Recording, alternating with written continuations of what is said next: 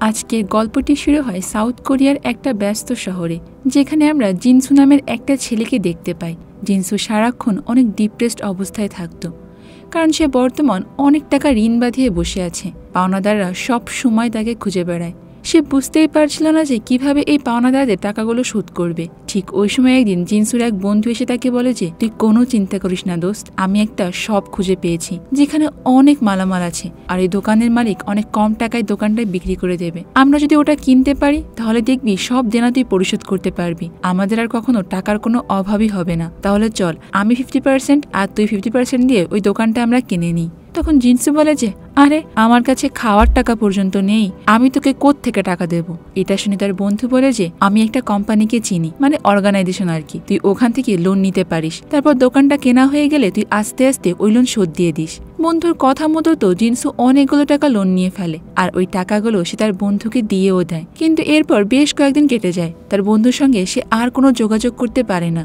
আর দেখা যায় যে একটা সময় পর তার বন্ধু তাকে সব জায়গা থেকে ব্লক করে দিয়েছে, মানে টাকা পয়সাগুলোকে নিয়ে সে পুরোপুরি লাপাত্তা হয়ে গিয়েছে। এগুলো জানার পর তো জিনসুর মাথায় যেন আকাশ ভেঙে পড়ে। জিনসু আগে থেকেই দেনার দায় ডুবেছিল, আর এখন সে প্রায় 9 মিলিয়ন টাকার দেনা। তবে সে কিন্তু হাল ছেড়ে দেওয়ার পাত্র নয়। বিভিন্ন রকম কাজ করে সে তার দেনাগুলোকে শোধ দেওয়ার চেষ্টা করে, কিন্তু খুব অল্প সময়ের মধ্যে সে বুঝতে পারে যে এইভাবে সারা দিন রাত ধরে কাজ করলেও সে পাওনাদারদের 1% টাকাও পরিশোধ করতে পারবে না। এরপর আস্তে আস্তে পাওনাদাররা তো জিনসুর কাছ থেকে তার থাকার জায়গাটুকু পর্যন্ত কেড়ে নেয়। অন্যদিকে লোন এজেন্সির লোকেরা তাকে পাগলের মতো খুঁজছিল, একবার ধরতে পারলে পুলিশের কাছে শিওর দিয়ে দেবে। তাই জিনসুর কাছে এখন আর আত্মহত্যা করা ছাড়া আর কোনো উপায় নেই। সে চলে যায় একটা ব্রিজের ওপর দিয়ে লাফ দিয়ে আত্মহত্যা করার জন্য। কিন্তু যখন সে লাফ দিতে যাবে ঠিক ওই সময় তার মোবাইলে নোটিফিকেশন আসে, আর দেখতে পায় যে কে যেন তার অ্যাকাউন্টে একের পর এক অনেকগুলো টাকা পাঠিয়ে দিচ্ছে। জিনসু মনে করে যে টাকাগুলো হয়তো বা ভুল করে চলে এসেছে। তবে ওইখানে টেক্সটে লেখা ছিল যে আপনি আপনার জীবনে কিছুটা সময় ব্যয় করে এর থেকে বেশি টাকা আয় করতে পারবেন।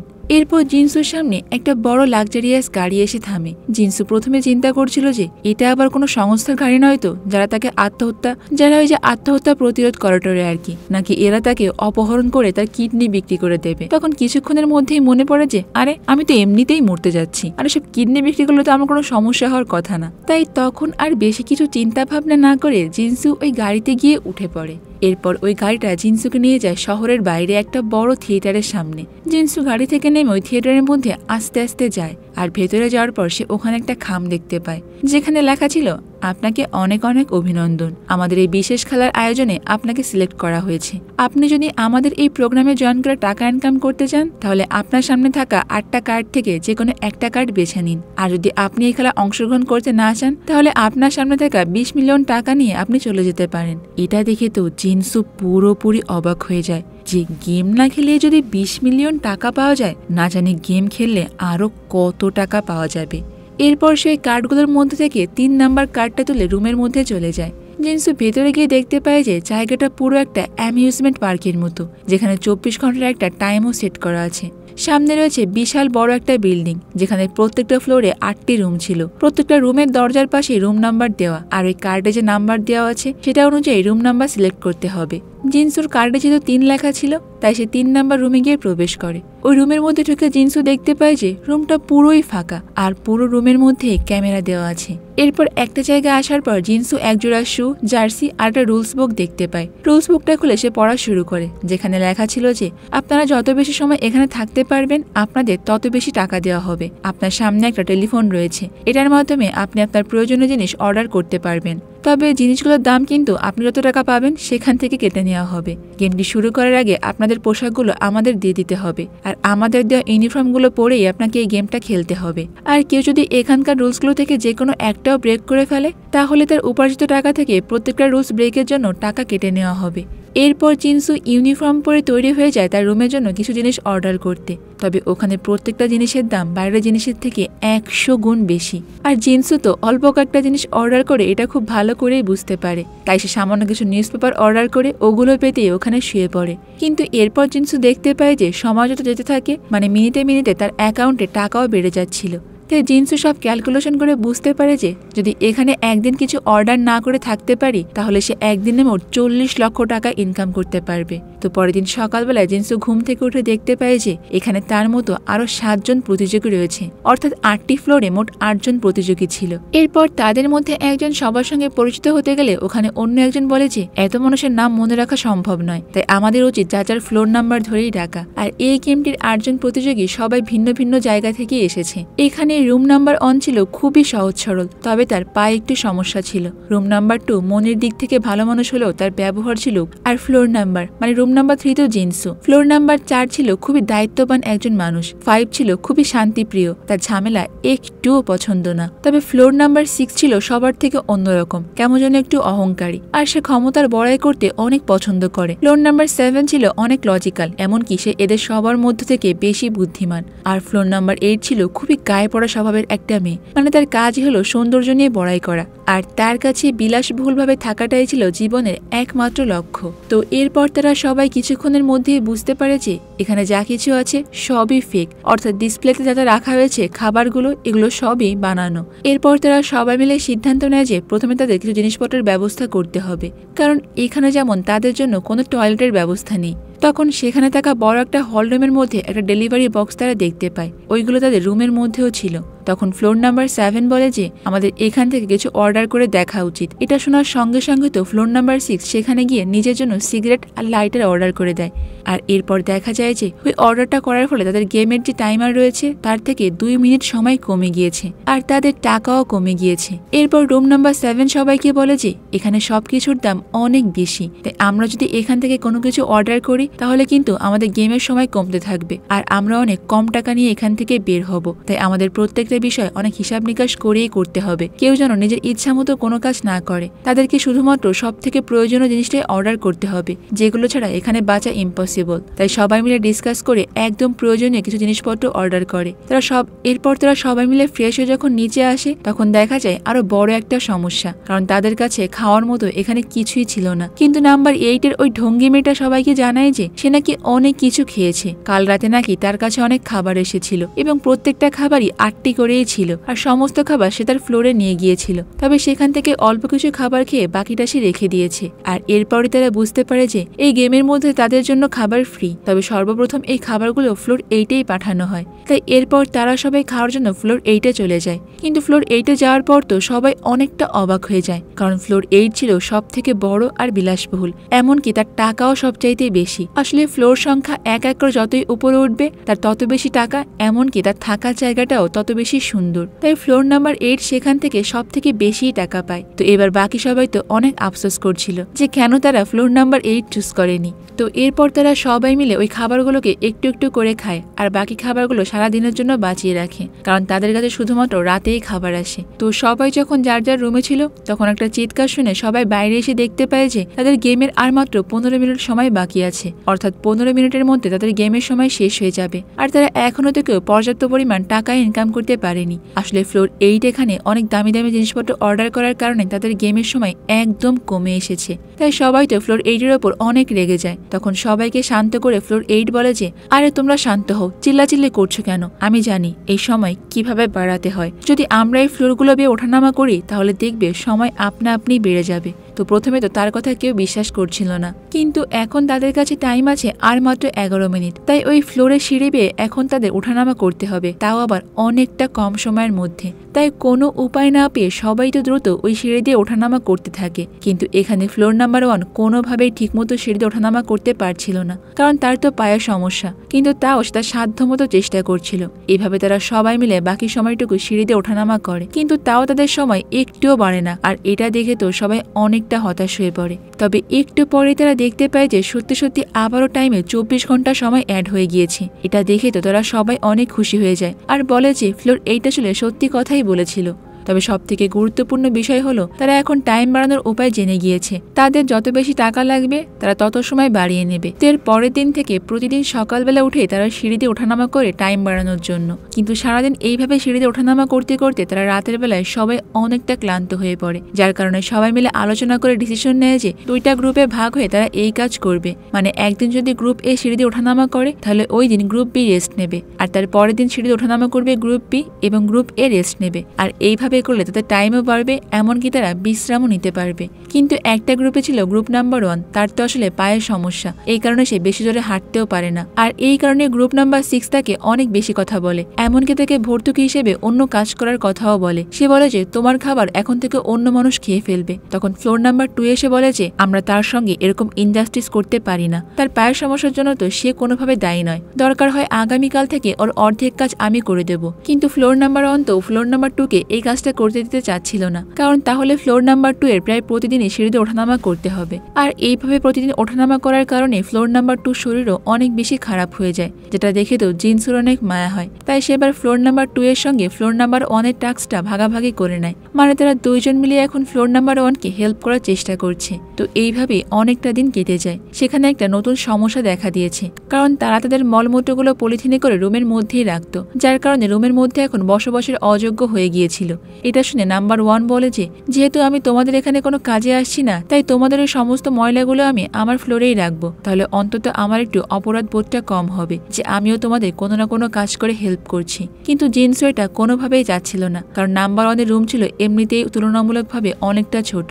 তবে যেহেতু সবাই রাজি হয়ে যায়, তাই এই ময়লাগুলো তারা লিফটে করে ফ্লোর নাম্বার 1-এই পাঠিয়ে দেয়। আর এইভাবেই বেশ কিছুদিন সময় কেটে যায়। একদিন তারা একটা বিষয় লক্ষ্য করে যে আগে তারা সিঁড়িতে ওঠানামা করলে যতটুকু সময় পেত, এখন সে সময় দিয়ে অনেকটা কমে গিয়েছে। আর এইভাবে তারা যখন সিঁড়িতে ওঠানামা করছিল, তখন হঠাৎ করে অনেকটা ক্লান্ত হয়ে যাওয়ার কারণে নাম্বার 4 এর প্যানিক অ্যাটাক হয়ে যায়। তার অবস্থা অনেক বেশি খারাপ হয়ে যায়। সবাই মিলে দ্রুত ডেলিভারি মেশিনের কাছে তাকে নিয়ে যাচ্ছিল, যাতে করে তারা কিছু মেডিসিন অর্ডার করতে পারে। কিন্তু তখন ফ্লোর নাম্বার 6 এই কাজে বাধা দেয় আর বলে যে তোমাদের এখান থেকে কিছু অর্ডার করতে আমি দেব না, এমনিতে আমাদের সময় কমে আসছে, আর তার উপর কিছু অর্ডার করলে আরো সময় কমে যাবে। ওকে তোমরা সবাই একটা কোণাতে ফেলে রাখো, সে তো আর মরে যাচ্ছে না, তাই না? তখন ফ্লোর নাম্বার 5 বলে যে তুই এত স্বার্থপর কেন? হ্যাঁ, একটা মানুষ মৃত্যুর কোলে ঢলে পড়ছে আর তুই আছিস তোর টাইম নিয়ে। তখন ফ্লোর নাম্বার 2 অনেক বেশি রেগে যায় আর ফ্লোর নাম্বার 6 কে বলে যে তুই এখান থেকে না সরলে কিন্তু আমি তোকে মেরে এখান থেকে সরাবো। আর এটা শুনে তো নাম্বার 6 প্রচন্ড রেগে যায় আর নাম্বার 2 এর সঙ্গে মারামারি করতে শুরু করে। এখানে দেখা যায় যে নাম্বার 2 অনেক ভালো একজন ফাইটার, সে একাই মেরে নাম্বার 6 এর অবস্থা খারাপ করে দিচ্ছিল। ঠিক তখনই দেখা যায় যে নাম্বার 8 পর্যন্ত সবাই হাসতে থাকে আর তাদেরকে বলে যে একবার টাইমারের দিকে তাকাও। তারা সবাই টাইমের দিকে তাকাতেই তো একদম অবাক হয়ে যায়, কারণ তাদের প্রচুর পরিমাণ সময় দেওয়া হয়েছে। আর এখান থেকেই বুঝতে পারা যায় যে শুধুমাত্র সিঁড়ি বেয়ে ওঠানামা করলে তাদের সময় দেওয়া হতো না, তাদেরকে আসলে দর্শকরা দেখছে। আর তারা যখনই তাদের কাজকর্মের মাধ্যমে দর্শকদের আনন্দ দিতে পারত, তখনই তাদের টাইম আরো বেশি বেড়ে যেত। তো এইবার তারা সবাই মিলে চিন্তা করতে থাকে যে কিভাবে তারা তাদের অডিয়েন্সদেরকে আরো বেশি এন্টারটেইন করতে পারবে, যাতে করে তাদের সময় আরো বাড়িয়ে দেওয়া হয়। আর সবাই মিলে আলোচনা করে এরপর একটা ব্যবস্থা বের করে, তারা একটা ট্যালেন্ট শোর ব্যবস্থা করবে। তারা প্রত্যেকেই তাদের মধ্যে যেসব ট্যালেন্ট রয়েছে ওটাই দর্শকদের এন্টারটেইন করার জন্য ব্যবহার করবে। কিন্তু জিনসু তো এখানে একটু দুশ্চিন্তায় পড়ে যায়, কারণ তার মধ্যে কোনো ট্যালেন্টই ছিল না। এরপর তারা তখনই প্রথম দিনের মতো ট্যালেন্টটা উদ্বোধন করে আর দেখা যায় যে নাম্বার 7 সেখানে নাক দিয়ে বাঁশি বাজাচ্ছে আর মুহূর্তের মধ্যে সেখানে টাইমে আরো 20 ঘন্টা সময় সে পেয়ে যায়। এরপর তারা সবাই বলে যে আমরা যারা বাকি আছি তারা কালকে আমাদের ট্যালেন্টটা দেখাবো। তবে এখানে একটা বিষয় নিয়ে তাদের মাঝে বেশ কনফিউশন কাজ করে, কারণ সবার প্রথমে এখন তাদের এটা ডিসাইড করতে হবে যে এখানে তারা আর কতদিন থাকতে চায়। তারা তো এখানে আজীবন থাকতে পারবে না, এখান থেকে টাকা ইনকাম করে তারা আবারও স্বাভাবিক লাইফেই ফিরে যাবে। তখন এই ডিসিশন নেওয়ার ক্ষমতাটা নাম্বার 1 এর উপর ছেড়ে দেওয়া হয়, কারণ তাদের মাঝে সব থেকে কম টাকা পায় নাম্বার 1। তখন নাম্বার 1 বলে যে আমার আসলে 1 মিলিয়ন টাকার দরকার, এতদিনে আমি মাত্র $2.5 লাখ পেয়েছি আর বাকি টাকা উপার্জনের জন্য আমাকে এখানে আরো 76 দিন থাকতে হবে। কিন্তু এই 76 দিন তাদের জন্য অনেক বেশি সময় হয়ে যায়। তাই তারা চিন্তা করে যে এতদিন ধরে তারা এখানে কি করবে আর কি বা ট্যালেন্ট দেখাবে যা দেখে দর্শকরা আনন্দ পেতে পারে। তো এর পরের দিন তারা আবার তাদের ট্যালেন্ট দেখানো শুরু করে। নাম্বার 5 সেখানে একটা সুন্দর গান গায় আর তাদের টাইমে আরো 15 ঘন্টা সময়ও পেয়ে যায়। নাম্বার 2 এখানে তার শক্তি দেখায়, তার হাত দিয়ে অনেক শক্ত শক্ত কাঠগুলোকে সেখানে সে ভেঙে ফেলে। আর এরপর তো জিনসুর পালা। তবে জিনসু তো তেমন কিছুই পারে না, তাই সে ওখানে অনেক উল্টাপাল্টা ডান্স করছিল।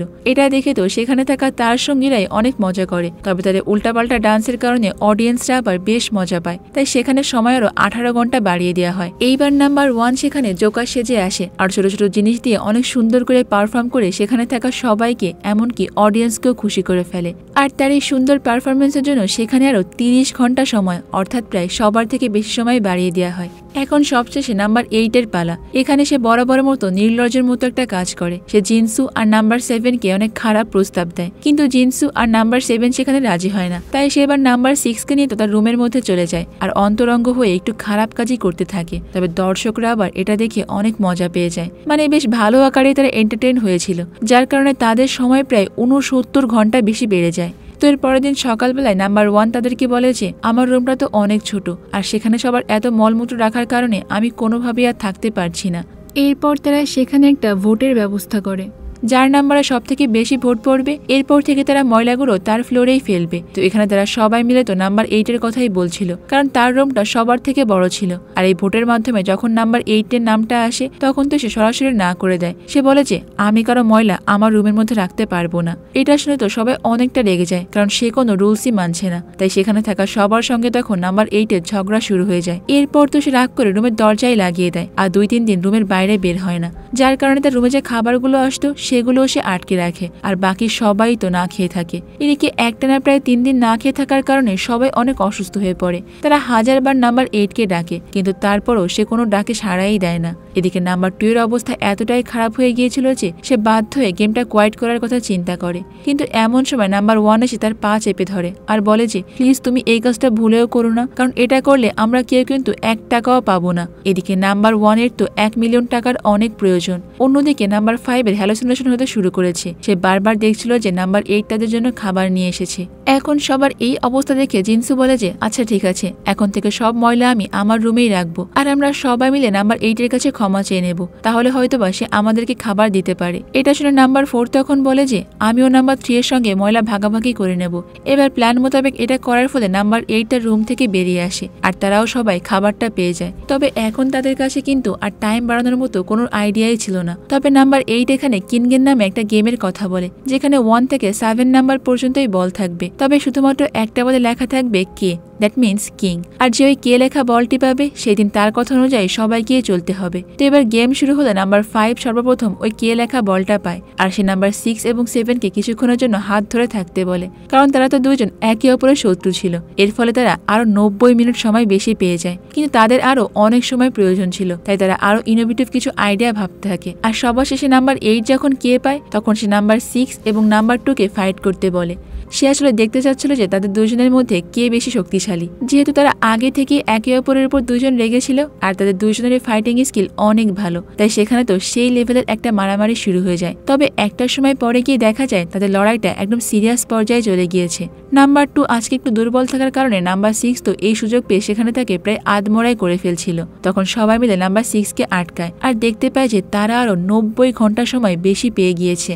এরপর তারা বুঝতে পারে যে এই শোয়ের অডিয়েন্স আসলে তাদের খারাপ অবস্থা দেখে সব থেকে বেশি মজা পায়। তবে এইভাবে টাকা ইনকাম করার জন্য তো মানুষকে নির্দয়ের মতো মারা যাবে না, তাই পরের দিন তারা একটা ইলেকট্রিক শক মেশিন অর্ডার করে, যেটার মাধ্যমে তারা এখন থেকে একে অপরকে শক দেবে। আর এর পরের দিন আবার যখন নাম্বার 8 সে কে লেখা বলটা পায় তখন সে জিনসুকে বলে যে নাম্বার 4 কে অনেক খারাপভাবে টাচ করতে, কিন্তু জিনসু তো রাজি হয় না। তার বদলে সে বলে যে তুমি আমাকে ইলেকট্রিক শক দাও, কিন্তু তাও আমি কাউকে খারাপভাবে টাচ করতে পারবো না। কিন্তু ওই ইলেকট্রিক শক খেয়ে তো জিনসু সেখানে প্যান্টি ভিজিয়ে ফেলে।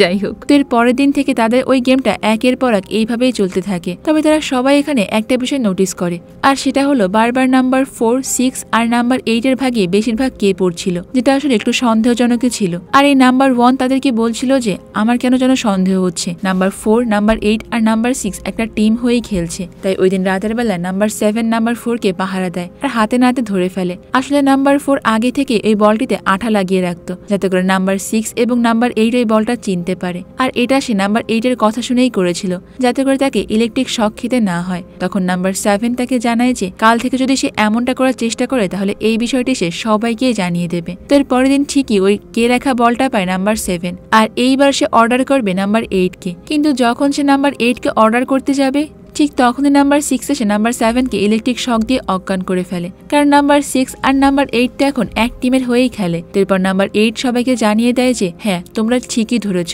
আমরা তিনজন এক টিম হয়ে খেলছি, আর আজ থেকে আমরা কোনো কাজই করতে পারবো না, সমস্ত কাজ তোমাদের করতে হবে, আর যদি তোমরা আমাদের কথা না শোনো তাহলে বিভিন্নভাবে আমরা তোমাদেরকে শাস্তি দেব, অথবা যে কোনো সময় এই গেমটা কুইট করে দিয়ে চলে যাব। এরপর নাম্বার 7-ও যখন জ্ঞান ফিরে আসে তখন নাম্বার 8 তাকে তাদের টিমে নিতে চায়, কারণ নাম্বার 7 ছিল অনেক বেশি বুদ্ধিমান আর শক্তিশালীও। অনেক কিছু চিন্তা ভাবনা করে নাম্বার 7-ও তাদের টিমে গিয়ে যোগ দেয়, আর এখন তাদের টিম ছিল সব থেকে বেশি শক্তিশালী আর বুদ্ধিমান মানুষ দিয়ে ভরা। অন্যদিকে জিনসুর টিমে যারা ছিল তারা সবাই ছিল বোকা আর কম পাওয়ারফুল। নাম্বার 7-এর এরকম চলে যাওয়াটা জিনসু কোনোভাবেই মেনে নিতে পারছিল না, কারণ সে নাম্বার 7-কে অনেক ভালো মানুষ হিসেবেই মনে করেছিল। তবে জিনসু এটা ভেবে অনেক খুশি হয়ে যায় যে তার টিমে অনেক সৎ এবং ভালো মানুষরা আছে। এর পরের দিন নাম্বার 8 জিনসুকে জানায় যে আজ থেকে তাদের অনেক বেশি এন্টারটেইনিং কিছু একটা করতে হবে, যাতে করে তারা আরো অনেক সময় বেশি পায়। যেহেতু জিনসু আর তাদের টিম অনেক বেশি দুর্বল ছিল, তাই এখানে টিম 8-এর অর্ডার মানা ছাড়া তাদের কাছে আর কোনো উপায় ছিল না। নাম্বার 7 আসলে এখানে এমন একটা রুলস বানায় যে প্রতিদিন তাদের সবাইকে 3 ঘন্টা করে সময় উপার্জন করতে হবে, যদি তারা এটা না পারে তাহলে তাদের খাবার ব্যাপারে কিছুই দেওয়া হবে না। আর সেখানে আরো একটা রুলস হলো এই গেমে যে প্রতিদিন ফার্স্ট হবে তাকে ছেড়ে দেওয়া হবে। তবে এই রুলসটার ব্যাপারে কিন্তু জিনসুদের আগে থেকে কিছু জানানো হয় না। তারা ওখানে আসার পর তাদের সবার শরীরে যে কোনো একটা অঙ্গ বাছাই করতে বলে, আর এরপর তারা শরীরের যে অঙ্গগুলোর কথা বলছিল নাম্বার 6 সেখানে এসে ওই অঙ্গগুলোকে প্রথমে বেঁধে রাখছিল, আর এরপর তাদের সবাইকে বিভিন্ন জায়গায় লুকিয়ে পড়তে বলে। এরা সবাই তো হাত পা বাঁধা অবস্থায় অনেক কষ্টে সেখানে গিয়ে লুকিয়ে পড়ে, কিন্তু নাম্বার 8 এক এক করে সবাইকেই খুঁজে বের করে।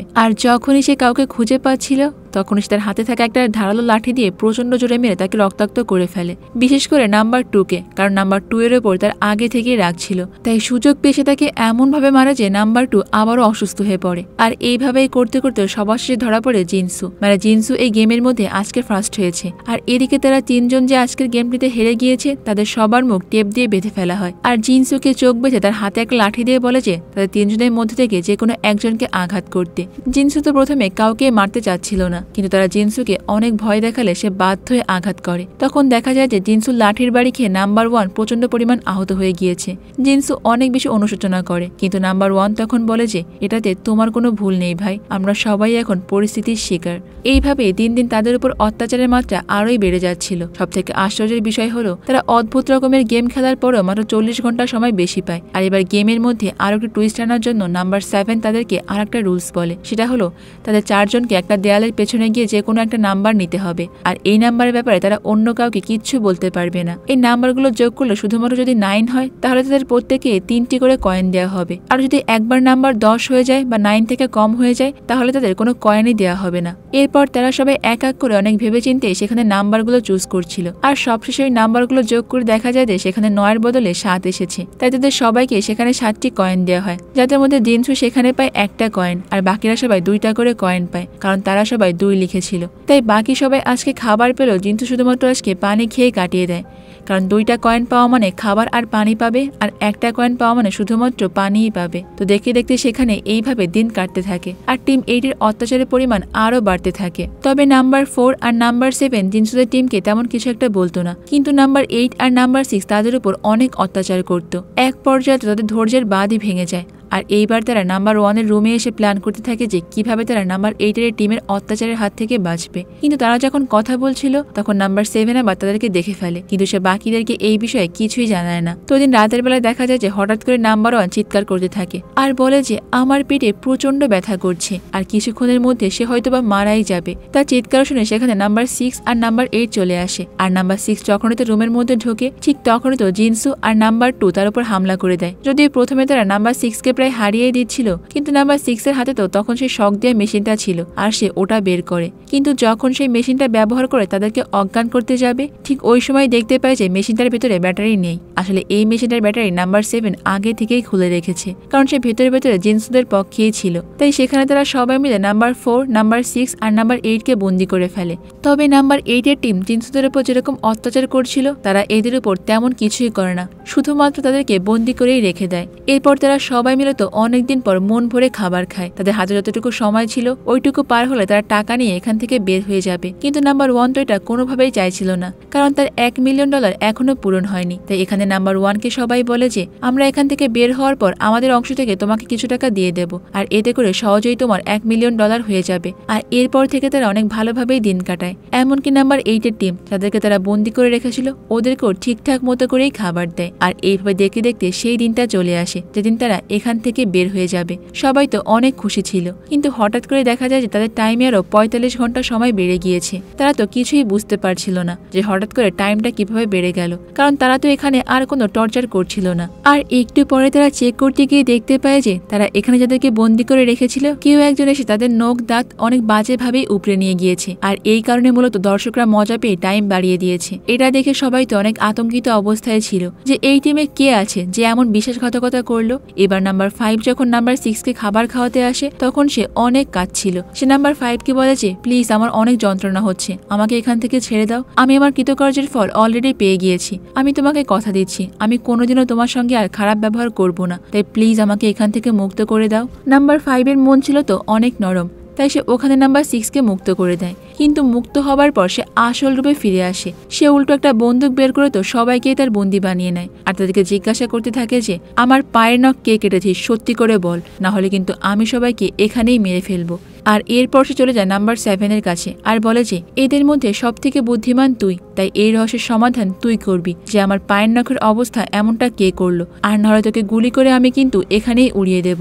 তখন নাম্বার 7 বুদ্ধি করে বলে যে আমি সিসি ক্যামেরা চেক করে বলতে পারি যে এই কাজ কে করেছে। এরপর সিসি ক্যামেরাগুলো চেক করলে বুঝতে পারা যায় যে আসলে এই কাজগুলো নাম্বার 1 করেছে, কারণ সে প্রথম থেকেই তো সময় বাড়াতে চাচ্ছিল। আর এটা জানতে পারার পর তো নাম্বার 6 সেখানে নাম্বার 1 কে প্রায় মেরেই ফেলতে যাচ্ছিল, কিন্তু ঠিক তখনই সেখানে নাম্বার 8 এসে তাকে ইলেকট্রিক শক দিয়ে অজ্ঞান করে ফেলে আর বাকি সবাইকে ওখানে বন্দি করে ফেলে। আসলে সে গেমের মধ্যে এভাবে টুইস্ট এনে সময়কে আরো বৃদ্ধি করতে চাইছিল, কারণ তার এখনো অনেক টাকার প্রয়োজন। তবে শুধুমাত্র নাম্বার 4 কে এখন সে তার টিমে রেখেছিল, কারণ নাম্বার 4 কে দিয়ে সে তার সমস্ত কাজই করিয়ে নিচ্ছিল। এরপর সে নাম্বার 4 কে নিয়ে বাকি সবার টর্চারের পরিমাণ অনেক বৃদ্ধি করে দেয়। তাদের গলা আর মাথার মধ্যে একটা ডিভাইস সেট করে দেয় যাতে করে তারা চাইলেও আর ঘুমাতে পারবে না। আর এইভাবে অত্যাচারের মাত্রা যত বেড়ে যাচ্ছিল তাদের সময়ও ধীরে ধীরে বাড়ছিল। নাম্বার 8 সেখানে নাম্বার 4 এর মাধ্যমে তাদের রুমের মধ্যে গিয়ে বিভিন্ন ধরনের ভয়ঙ্কর সব সাউন্ড ইফেক্ট চালিয়ে দেয়, কারণ দিন দিন তারা সবাই কেমন যেন মানসিক রোগীতে পরিণত হয়ে যাচ্ছিল, কারণ তারা সবাই এখন থেকে হ্যালোসিনেট। তো এর পরের দিন নাম্বার 4 যখন নাম্বার 1 এর রুমে যায় তখন নাম্বার 1 নাম্বার 4 কে একটা প্রস্তাব দেয়। আসলে সে নাম্বার 4 কে এখানকার গোপন একটা তথ্য জানায়। সে বলে যে যদি কারো কাছে $1 মিলিয়ন থাকে তাহলে সে এখানকার যে কোনো একটা ফ্লোরে কিনে নিতে পারবে। আর এই কারণে সে $1 মিলিয়ন জন্য অপেক্ষা করছিল যাতে করে সে ফ্লোর 8টা কিনতে পারে। এবার সে নাম্বার 4 কে প্রস্তাব দেয় যে যদি তুমি আমাকে এখান থেকে ছেড়ে দাও তাহলে আমি তোমাকে $1 মিলিয়ন দেব, যেটা দিয়ে তুমি নাম্বার 8 এর এই ফ্লোরটাকে অনায়াসেই কিনতে পারবে। এই কথা শুনে তো নাম্বার 4 তাদের সবাইকে মুক্ত করে দেয় আর এখন তারা সবাই মিলে একটা টিম হয়ে গিয়েছে। তবে এই কথা জানতে পেরে নাম্বার 8 যখন তাদেরকে গুলি করতে যাবে ঠিক তখনই পেছন থেকে নাম্বার 4 এসে নাম্বার 8 কে মেরে সেখানেই অজ্ঞান করে ফেলে। এরপর নাম্বার 1 চলে যায় সে $1 মিলিয়ন দিয়ে নাম্বার 8 এর ফ্লোরটাকে কিনতে। তার সঙ্গে তখন বাকিরাও ছিল। তবে যখন সে তার সব টাকা দিয়ে ফ্লোরটি কিনতে যায় তখন সঙ্গে সঙ্গে তার অ্যাকাউন্ট থেকে $1 মিলিয়ন কেটে নেওয়া হয় আর তাকে ওর বদলে একটা কাগজ দেওয়া হয় যেখানে কিছু ইনস্ট্রাকশন দেওয়া ছিল। ওই কাগজের মাধ্যমে তাকে এটা জানানো হয় যে প্রত্যেকটা ফ্লোর কেনার জন্য তাকে কত টাকা পে করতে হবে, অর্থাৎ শুধুমাত্র ইনস্ট্রাকশনের দামই ছিল $1 মিলিয়ন। আর নাম্বার 1 এখানে ভুল জানতো যে $1 মিলিয়ন দিয়ে ফ্লোরই কেনা যাবে। তাই নাম্বার 1 তো এটা জানতে পারার পর অনেকটাই ভেঙে পড়ে, কারণ এতদিনের কষ্ট এভাবে নষ্ট হয়ে গেল। এখন তার অ্যাকাউন্টে মাত্র অল্প কিছু টাকা পড়েছিল। সবাই তখন তাকে শান্ত করার চেষ্টা করে আর বলে যে কোনো কোনো মূল্যেই হোক আমাদের এখান থেকে বের হতেই হবে, তা না হলে কিন্তু এই গেমের কারণে আমরা সবাই অনেক নিচে নেমে যাব।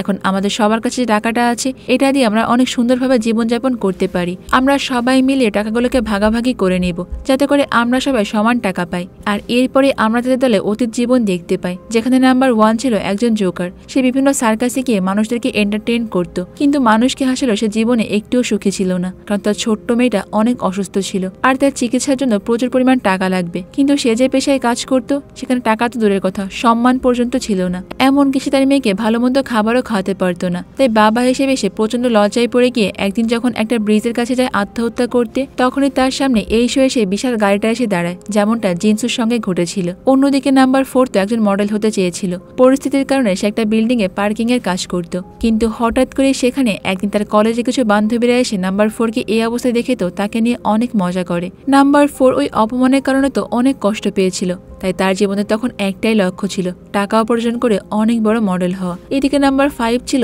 একজন ডক্টর। তার সরলতার সুযোগ নিয়ে তার হাজব্যান্ড তার সমস্ত টাকা পয়সা নিয়েই পালিয়ে গিয়েছে, আর তার উপর চাপিয়ে দেয় বিশাল বড় এক লোনের বোঝা, যার কারণে ব্যাংকের লোকেরা তার উপর সব সময় প্রেশার ক্রিয়েট করতে থাকতো। তাই সেম বিপদে পড়ে সেই লোন শোধ করতে এই গেমের মধ্যে এসে পড়েছে। এদিকে নাম্বার 6 ছিল একজন ফুটবল প্লেয়ার, কিন্তু তার খারাপ মেজাজের কারণে তাকে ওই টিম থেকে বের করে দেওয়া হয়। এরপর সে একটা সুপার শপে এসে কাজ করত, কিন্তু ওই শপের মালিকের কাছে সে অপমানিত হয়। তাই এই অপমানের বদলা নেওয়ার জন্য সেই গেমটি খেলতে এসেছে। অন্যদিকে নাম্বার 7 ছিল একজন স্ক্রিপ্ট রাইটার। সে বিভিন্ন গল্প লিখতে অনেক পছন্দ করত। সে এখন পর্যন্ত অনেক গল্প লিখেছে, এমনকি অনেক গল্প জমাও দিয়েছে, কিন্তু কোনো মুভির ডিরেক্টর বা প্রডিউসার তার এই গল্প খুব একটা পছন্দ করতো না। তাই সে নিজেই তার গল্পের উপর মুভি তৈরি করার জন্য টাকা উপার্জন করতে এখানে এসেছে।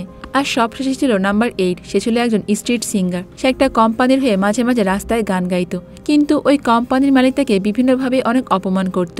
আর এভাবে কষ্ট পেতে পেতে সে একদিন রাস্তায় গান গাচ্ছিল। তবে সে যে বিল্ডিং এর সামনে দাঁড়ায় গান গাইতো, সেখানে একদিন গন্ডগোল লেগে যায়, আর তাকে ওই বিল্ডিং এর মালিক ওখান থেকে ঘাট ধাক্কা দিয়ে বের করে দেয়। সে মূলত ওই মালিকের উপর প্রতিশোধ নেওয়ার জন্যই এই গেমটা এখানে খেলতে এসেছে, যাতে করে সেই মালিকের থেকেও বেশি বড়লোক হতে পারে। আর এর থেকে আমরা বুঝতে পারি যে এই গেমে অংশগ্রহণকারী প্রত্যেকে তাদের জীবন নিয়ে অনেক বেশি কষ্টে ছিল।